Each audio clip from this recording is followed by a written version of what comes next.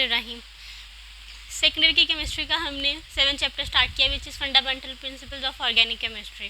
तो आज जो हम टॉपिक कवर करने जा रहे हैं वो है हाइब्रिडाइजेशन। बहुत ही ज़्यादा इम्पॉर्टेंट टॉपिक है ये हाइब्रिडाइजेशन का, जो कि ऑर्गेनिक केमिस्ट्री में बहुत ज़्यादा इम्पॉर्टेंट है, क्योंकि इसी को लेकर हम ऑर्गेनिक कंपाउंड्स की इलेक्ट्रॉनिक कॉन्फ़िगरेशन करते हैं, चेक करते हैं कि कौन सा कंपाउंड कोई डाई वैलेंट है, ट्राई वैलेंट है, टेट्रा वैलेंट है, उसकी वैलेंसी कितनी है। अब वैलेंसी क्या होती है? वैलेंसी कोई भी ऑर्गेनिक कंपाउंड, कोई भी एटम, लेट सपोज कोई एक एटम है, वो मैक्सिमम जितने एटम्स के साथ बॉन्ड बना सकता है उसको हम वैलेंसी कहते हैं। लेट सपोज हाइड्रोजन ये मैक्सिमम एक बॉन्ड बना सकता है, तो उसकी वैलेंसी क्या होगी? 1। ठीक है। जो कार्बन है वो मैक्सिमम 4 बॉन्ड बनाता है, तो कार्बन की वैलेंसी क्या है? 4। तो हम इस कार्बन को टेट्रा वैलेंट भी बोलेंगे। हाइब्रिडाइजेशन है क्या? टाइप्स का सबको पता है, sp3 होता है, sp2 और sp, फर्स्ट ईयर में सब पढ़ चुके होंगे। लेकिन हाइब्रिडाइजेशन बेसिकली टर्म क्या है उसको समझने की कोशिश करते हैं। The intermixing of different atomic valence orbitals. ठीक है। अब ये सबसे नोट करने वाली बात यहाँ पे वैलेंस ऑर्बिटल्स। ठीक है। वैलेंस का वर्ड, ये वैलेंस का क्या मतलब होता है? आउटर मोस्ट ऑर्बिटल, जो कि बॉन्डिंग में पार्ट लेते हैं, बॉन्डिंग में हिस्सा लेते हैं, उसको हम वैलेंस ऑर्बिटल्स कहते हैं। The intermixing of different atomic valence orbitals with different energy and shape, कि जो वो वैलेंस ऑर्बिटल जो इंटरमिक्स हो रहे होते हैं उनकी एनर्जी भी डिफरेंट होती है और शेप भी डिफरेंट होती है।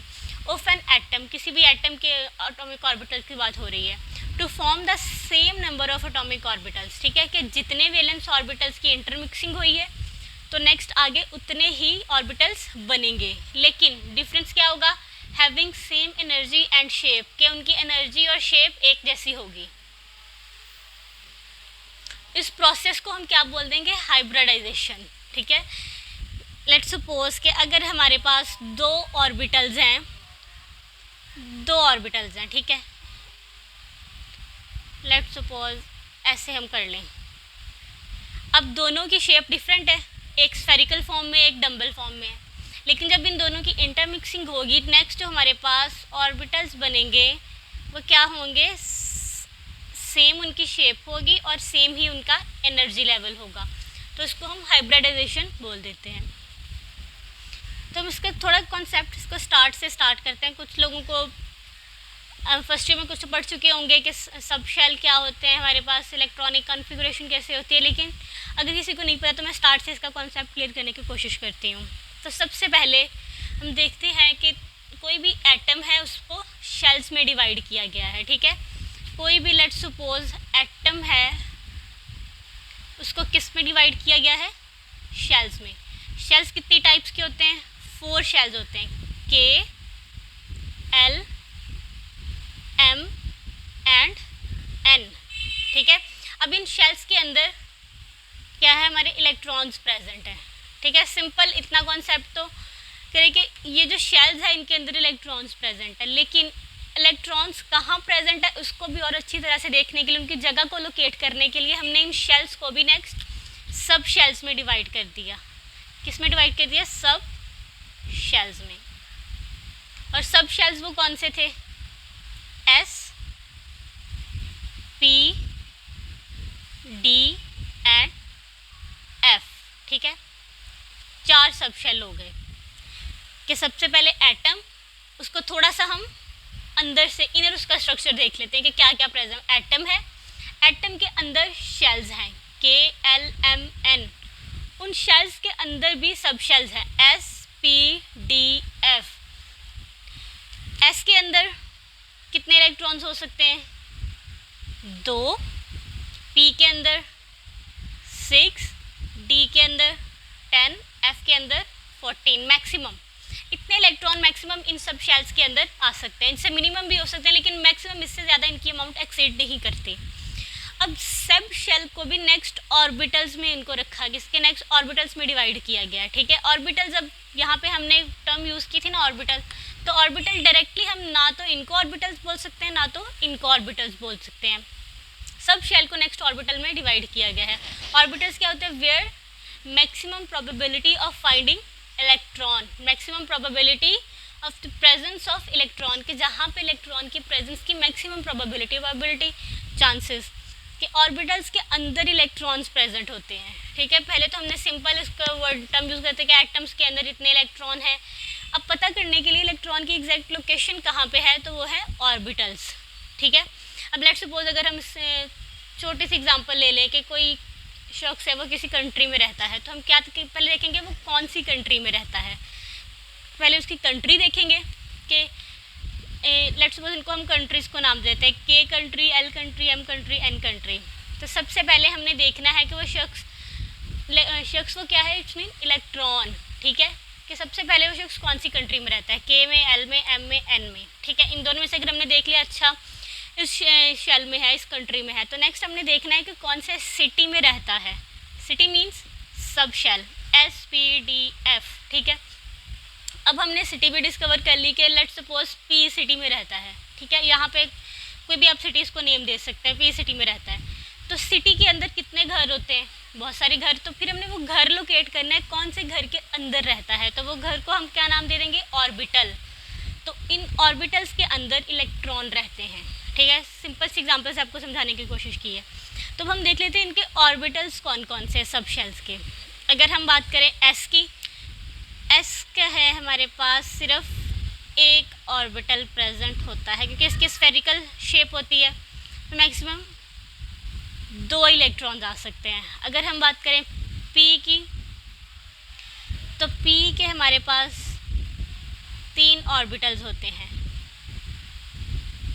पी में मैक्सिमम 6 इलेक्ट्रॉन्स आ सकते हैं, तो हर ऑर्बिटल में maximum 2 electrons, pair of electron आ जाएगा। ठीक है, इसके पी के ऑर्बिटल्स को हमने नाम दिया 2px, 2py, 2pz।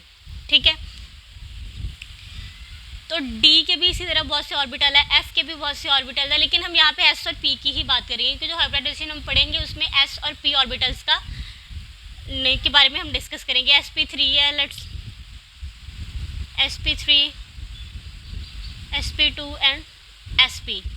इन तीनों में कौन से 2 ऑर्बिटल यूज़ हो रहे हैं, s और p, तो हम s और p पे फोकस करेंगे। ठीक है, तो नेक्स्ट हम स्टार्ट करते हैं कि हाइब्रिडाइजेशन रीज़न क्या थे इसके, इस थ्योरी को लेके आने के, इस टर्म को लेके आने के, इंट्रोड्यूस करवाने के रीज़न क्या थे कि हमें इस टर्म को इंट्रोड्यूस करवाना पड़ा, to explain the term of orbital, sub shell and shells. कि सिंपली हम कहते थे एटम में इलेक्ट्रॉन प्रेजेंट है, जो हमने फर्स्ट ईयर में स्टार्ट में थ्योरी पढ़ी थी डाल्टन की, इसने एटम्स के बारे में बताया था। वहाँ पे हमने पढ़ा था कि एटम के अंदर इलेक्ट्रॉन होते हैं, कोई भी एटम अगर इलेक्ट्रॉन गेन करता है तो वो हमारा एनाइन बन जाता है, अगर लूज़ करता है तो वो कैटाइन बन जाता है।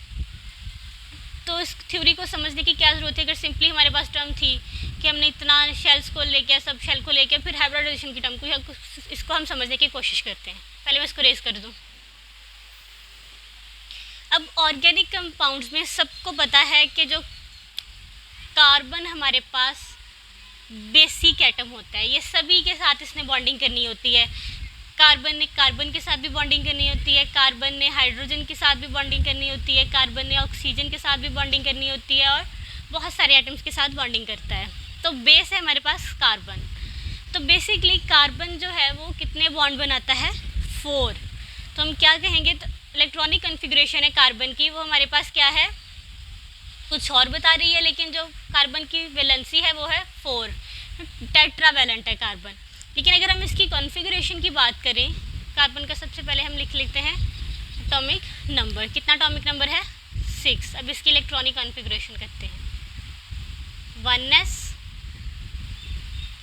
2s, आगे है हमारे पास 2p, और p को नेक्स्ट कितने में डिवाइड किया गया है, 2px, 2py एंड 2pz। ठीक है, तो हम इनको डायरेक्ट 2p की जगह ही लिख लेते हैं, क्योंकि p के 3 ऑर्बिटल्स हैं, 2px, 2py, 2pz। अब यहाँ पे इलेक्ट्रॉन की हम फिलिंग करते हैं। s में कितने इलेक्ट्रॉन्स होते हैं सबको पता है, 2। यहाँ पे भी हम कितने फिल कर देंगे, 2 इलेक्ट्रॉन। अब जो 2p, जो हमारे पास p बचा है, p में मैक्सिमम 6 इलेक्ट्रॉन्स होते हैं, तो हम इसमें 6 है कार्बन के पास का एटॉमिक नंबर टोटल, तो 4 तो हमने फिल कर लिए, 2 रह गया। ऐसा नहीं कि 2 हम इस p में ही डिवाइड कर देंगे, नहीं, इसको इक्वली डिवाइड करना है, एक यहाँ पे और एक यहाँ पे, और यहाँ पे क्या है, 0, कुछ भी नहीं है। तो अगर हम इसको देखें तो ये तो हमें शो कर रहा है कि जी इसके पास सिर्फ दो बॉन्ड बनाने की एबिलिटी है, सिर्फ दो बॉन्ड बना सकता है, डाईवेलेंट है, ठीक है। ये जो है इसकी जो इलेक्ट्रॉनिक कॉन्फ़िगरेशन है वो क्या शो कर रही है कि कार्बन जो क्या है डाईवेलेंट है, कि ये सिर्फ दो बॉन्ड बना सकता है, लेकिन कार्बन क्या है टेट्रावेलेंट है। सबको पता है 4 बॉन्ड बनाता है, अगर 4 से कम हो तब भी अनस्टेबल होता है, 4 से ज़्यादा हो तब भी अनस्टेबल होता है। तो इसकी कार्बन की इस अनोमली को डिफ़ाइन करने के लिए एक एज्यूम किया गया कि जो ये तो है कार्बन की ग्राउंड स्टेट, क्या है ग्राउंड स्टेट। तो नेक्स्ट हमने क्या किया, एक्साइटेड स्टेट। एक्साइटेड स्टेट में कार्बन क्या करता है कि हम यहाँ से एक s ऑर्बिटल से इलेक्ट्रॉन को प्रमोट करते हैं, कहाँ पे प्रमोट कर देते हैं, p ऑर्बिटल में, p ऑर्बिटल में प्रमोट कर देते हैं। लेट्स सपोज ये है अब इसकी ग्राउंड स्टेट।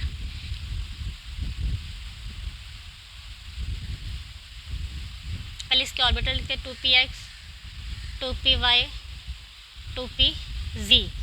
यहाँ पे है 2 इलेक्ट्रॉन और यहाँ पे कितने थे 2। तो हमने इसकी अनोमली को डिफ़ाइन करने के लिए ये अज्यूम किया कि यहाँ से एक इलेक्ट्रॉन यहाँ पे रह गया, एक तो यहाँ पे इन पे था ही, तो एक इलेक्ट्रॉन जंप करके 2pz पे चला गया, ठीक है। तो अब क्या शो कर रहा है ये स्ट्रक्चर इलेक्ट्रॉनिक कॉन्फ़िगरेशन, कार्बन की वैलेंसी ये शो कर रही है कि ये है हमारे पास टेट्रावेलेंट, ठीक है, टेट्रावेलेंट है ये। इस कार्बन की इस अनोमली को डिफ़ाइन करने के लिए हमने हाइब्रिडाइजेशन के टर्म को यूज़ किया।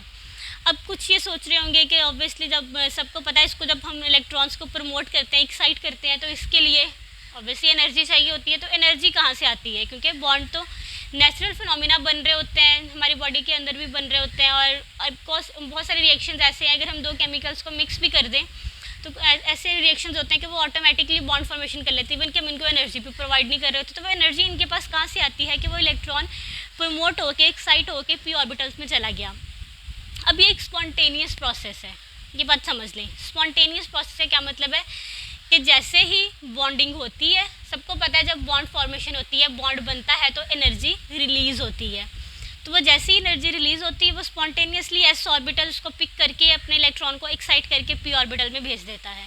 तो बॉन्ड फॉर्मेशन के दौरान जो एनर्जी रिलीज़ होती है उस एनर्जी को यूज़ करते हुए जो s ऑर्बिटल है, ठीक है, वो किधर चला जाता है, एक्साइट होकर p ऑर्बिटल में। तो वैसे ही कार्बन क्या बन जाता है, टेट्रावेलेंट। अब यहाँ पे हमने ये तो फाइंड आउट कर लिया कि कार्बन टेट्रावेलेंट है, लेकिन एक और यहाँ पे एक प्रॉब्लम है कि ये चारों जब बॉन्डिंग बनाएंगे तो कार्बन सभी एटम्स के साथ इक्वल एक जैसे बॉन्ड्स बनाएगा, ठीक है, सबके साथ सेम बॉन्डिंग बनाएगा। लेकिन सेम बॉन्डिंग कैसे बना सकता है, ये s ऑर्बिटल है, ये p ऑर्बिटल है। अब कार्बन के इस अनोमली को समझने के लिए कि ये चारों जो ऑर्बिटल्स हैं इनकी शेप भी डिफरेंट है और एनर्जी भी डिफरेंट है, तो कैसे ये चारों एक जैसे बॉन्ड बना सकते हैं किसी और एटम्स के साथ। तो इसके लिए हम हाइब्रिडाइजेशन के कॉन्सेप्ट को देखते हैं कि कैसे इंटरमिक्सिंग होकर सेम तरह के ऑर्बिटल्स बन जाते हैं। लेट्स सपोज अगर हम s की बात करें तो s के बारे में सबको पता है, ये हम चारों की एक शेप्स डिफरेंट ड्रॉ कर लेते हैं सबसे। अब इन चारों ऑर्बिटल्स की इसको डिफ़ाइन करने के लिए कि कैसे ये चारों एक जैसे बॉन्डिंग करें, इसके लिए हम हाइब्रिडाइजेशन के कॉन्सेप्ट को यूज़ करेंगे। सबसे पहले हमने इन चारों के ड्रॉ कर लिए शेप्स, ठीक है।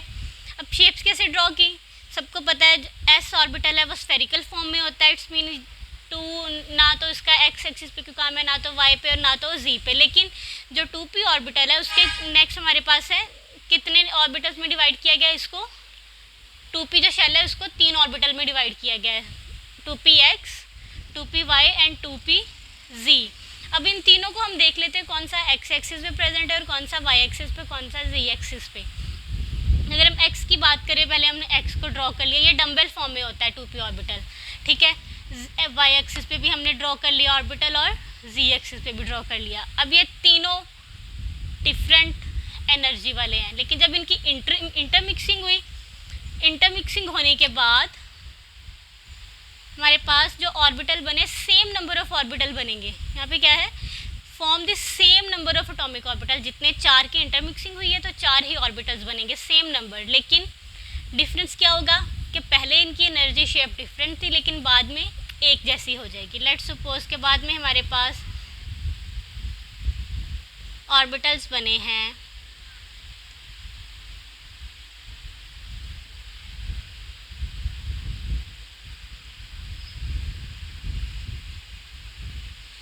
ठीक है। नेक्स्ट हमारे पास 4 ऑर्बिटल्स बने हैं और वो 4 ऑर्बिटल्स चारों एक जैसे हैं शेप में भी और एनर्जी में भी। अब यहाँ पे हमारी हाइब्रिडाइजेशन का कॉन्सेप्ट क्लियर हो गया कि यहाँ पे हमने इसको भी सेटिस्फाई कर लिया कि हाँ कार्बन चारों बॉन्ड एक जैसे बनाती है, एक जैसी नेचर के बनाती है। अगर चारों बॉन्ड है वो कोवलेंट बॉन्ड ही बनाएगी, ना कि वो एक आयोनिक बना लेगी, एक कोवलेंट बना देगी। तो यहाँ पे जब इनकी एनर्जी और शेप सेम होगी इट्स मीन इनकी बॉन्डिंग भी सेम होगी। तो यहाँ पे हमने देख लिया हाइब्रिडाइजेशन कॉन्सेप्ट है क्या। अब उसकी नेक्स्ट की देखते हैं टाइप्स, sp3, sp2 और sp। तो हम सबसे पहले sp3 इसकी टाइप स्टार्ट करते हैं।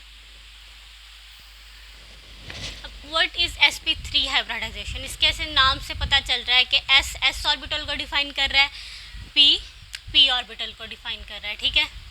इसमें क्या है, s ऑर्बिटल को ये डिफाइन कर रहा है और p जो है ये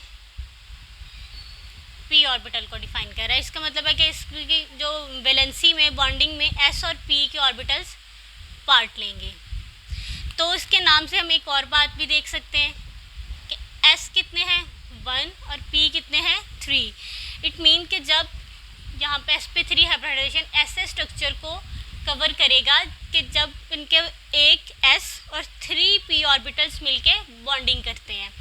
तो इसकी प्रॉपर हमारे पास डेफिनेशन है when 1 2s and 3 2p orbitals of carbon are mixed together, कि कार्बन के एक 1s और 3 p ऑर्बिटल्स मिक्स होते हैं to give equivalent sp3 hybridize orbital. एक जैसे sp3 हाइब्रिडाइज ऑर्बिटल को बनाते हैं तो वो हमारे पास sp3 हाइब्रिडाइजेशन होती है। क्या होता है हमारे पास 1 2s प्लस 3 2p ऑर्बिटल्स क्या होते हैं, मिक्स होते हैं। तो बनाते हैं क्या है, to give 4 equivalent sp3 hybridize orbital, क्योंकि 1 और 3 प्लस 3 4 होते हैं ना, 4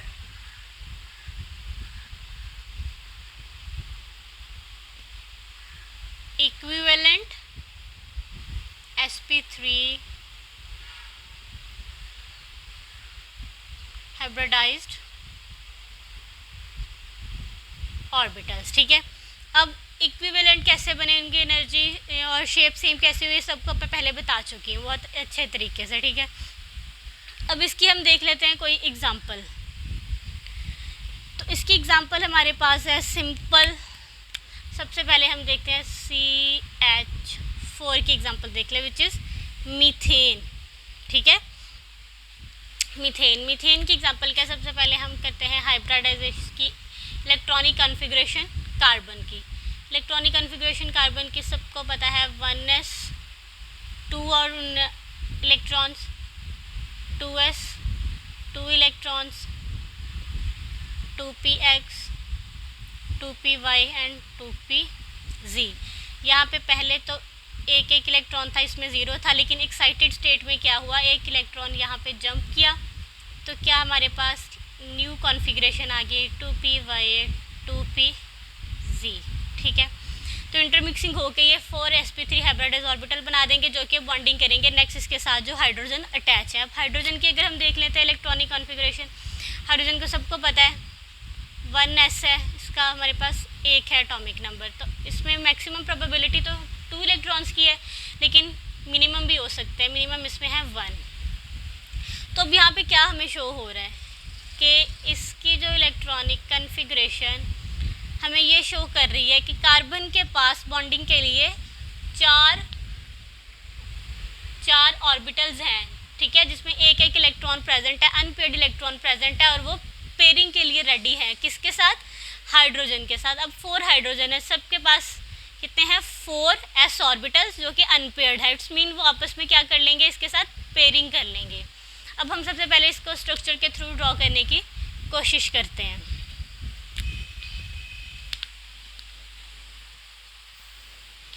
अब ये तो सबको पता है कि कैसे एक जैसे एनर्जी के होंगे, वो मैं ऑलरेडी पहले उसकी शेप्स बना चुकी हूँ, तो वो अगर कुछ कन्फ्यूज तो वीडियो को थोड़ा पीछे करके आप देख सकते हैं। तो यहाँ पे हम इसकी डायरेक्ट इसकी शेप बनाएंगे। कार्बन है, ठीक है, इसके पास हैं 4 ऑर्बिटल्स। कौन कौन से? s, 2px, 2py और 2pz, ठीक है। अब ये इंटरमिक्स हो चुके हैं और यहाँ पे sp3 हाइब्रिडाइज ऑर्बिटल्स ये रेडी है बॉन्डिंग के लिए। इंटरमिक्स कैसे हुए?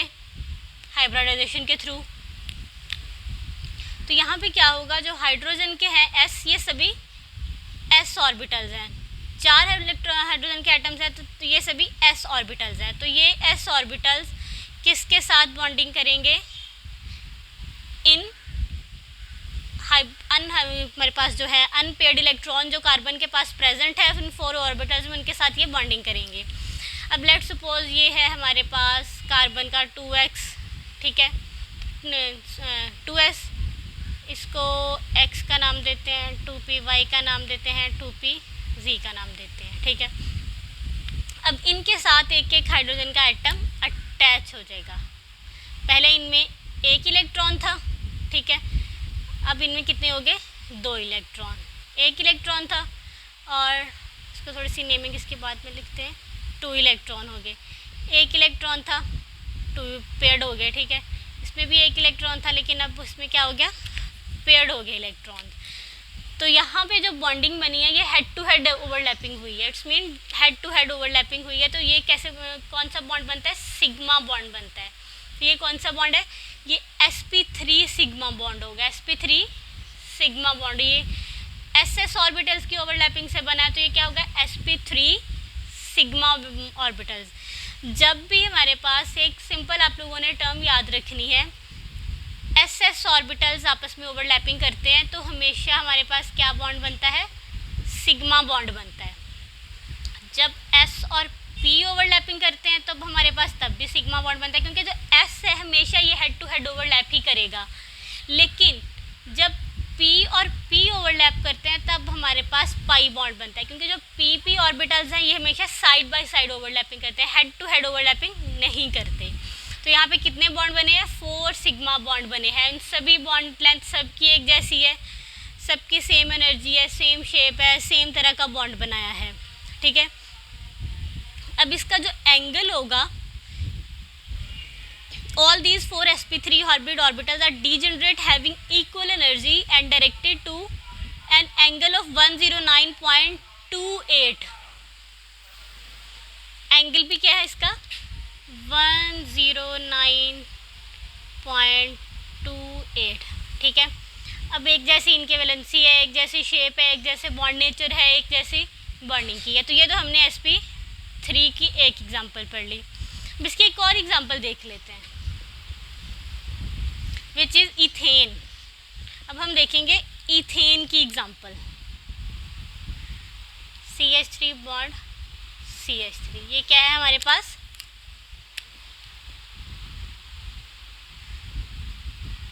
इथेन, ठीक है। अब इसकी कॉन्फ़िगरेशन हमारे पास क्या है जो कि बॉन्डिंग में हिस्सा लेगा? वो है, अगर हम कार्बन की बात करें तो इसके पास 2s है और 3 2p ऑर्बिटल्स हैं, 2px, 2py एंड 2pz, जिनके पास अनपेयर्ड इलेक्ट्रॉन्स हैं। कन्फिग्रेशन अब सिंपल जैसे मैंने पीछे की आप लोगों ने सेम वैसे कर लेनी है, पहले ग्राउंड स्टेट फिर एक्साइटिंग इसकी जो एक्साइटेड स्टेट है, ठीक है। तो ये है हमारे पास कार्बन की कॉन्फ़िगरेशन, कितने इसके पास अनपेयर्ड प्रेजेंट है। हाइड्रोजन का भी सबको पता है, ये है हमारे पास, हमने लिखी है कार्बन के लिए। अब हम लिखते हैं हाइड्रोजन के लिए। हाइड्रोजन का सबको पता है, इसके पास सिर्फ 1 इलेक्ट्रॉन प्रेजेंट होता है, इसके पास 6 होते हैं, 1 ऐसा 2 उसके पास है। लेकिन हमने वैलेंस इलेक्ट्रॉन्स की बात करनी है, वैलेंस इलेक्ट्रॉन जो कि बॉन्डिंग में हिस्सा लेते हैं, ठीक है। बॉन्डिंग में हिस्सा कौन से लेंगे? जो अनपेयर्ड होंगे। तो इसको हमने देखना है कि अब कैसे इसका ये बॉन्डिंग करेगा कार्बन हाइड्रोजन के साथ। अब हम पहले ड्रॉ करते हैं कार्बन के, हमारे पास जो है स्ट्रक्चर्स। लेट्स सपोज एक कार्बन है, इसके पास एक 2px है, एक 2py है, एक 2pz है, ठीक है। और एक है इसके पास कौन सा बच गया, 2s, कौन सा बच गया, 2s, ठीक है। अब हम देखते हैं कि कैसे अब इनकी बॉन्डिंग हो सकती है। तो हमने एक कार्बन CH ये वाला ड्रॉ कर लिया, ठीक है। अब एक कार्बन तो 4 बॉन्ड बनाएगा, 3 तो इसने हाइड्रोजन के साथ बना लिए। ये देखिए, ये हाइड्रोजन के एटम आए, पहले इनके पास एक इलेक्ट्रॉन था, इसके पास भी एक इलेक्ट्रॉन है। तो हाइड्रोजन के एटम आए, उन्होंने क्या किया, इसके साथ बॉन्डिंग कर ली और इसको इलेक्ट्रॉन्स का पेयर बना लिया। शेयरिंग ऑफ इलेक्ट्रॉन होगी, कोवलेंट बॉन्डिंग, ठीक है। यहाँ पे तो ये कार्बन की वैलेंसी 3 सेटिस्फाई हो चुकी है, लेकिन एक भी कार्बन का जो ऑर्बिटल है वो अनपेयर्ड है। तो वो किसके साथ पेयरिंग करेगा, जो दूसरा CH3 है वो भी हम ड्रॉ कर लेते हैं। ये भी इसका 2px orbital, 2py and 2pz, 2px, 2py, 2pz। अब इनके साथ भी क्या किया, पहले एक इनके पास इलेक्ट्रॉन था, इसके पास भी 3 हाइड्रोजन है, इसकी इलेक्ट्रॉन की पेयरिंग करने के लिए यहाँ पर हाइड्रोजन आके अटैच हो गए, ठीक है। अब इसका भी एक हमारे पास बच गया, तो वो क्या करेगा, ये तो कार्बन के जो दोनों ऑर्बिटल्स हैं ये हो जाएंगे आपस में ओवरलैप, ठीक है। ये हो जाएंगे, क्या होंगे, आपस में overlap, head to head overlapping होके ये क्या बनाएंगे, सिग्मा बॉन्ड बनाएंगे। अब यहाँ पे कार्बन की वैलेंसी भी सेटिस्फाई हो गई, इसके सभी अनपेयर्ड इलेक्ट्रॉन्स भी पेयर्ड हो गए, और जो हाइड्रोजन था जब इसके पास अनपेयर्ड इलेक्ट्रॉन था उसको भी पेयरिंग मिल गई, उसने भी इलेक्ट्रॉन शेयरिंग कर लिया, किसके साथ, कार्बन के साथ। ठीक है, हमारे पास sp3 हाइब्रिडाइज्ड स्ट्रक्चर रेडी है, ठीक है। सबको समझ आ गई होगी। इसके भी जो बॉन्ड है सेम नेचर ऑफ बॉन्ड है, सेम एनर्जी है, सेम शेप है, सेम बॉन्ड लेंथ है, कि जो कार्बन की जो बॉन्डिंग हुई है, लेट्स सपोज इनकी सेम लेंथ है, बॉन्ड लेंथ,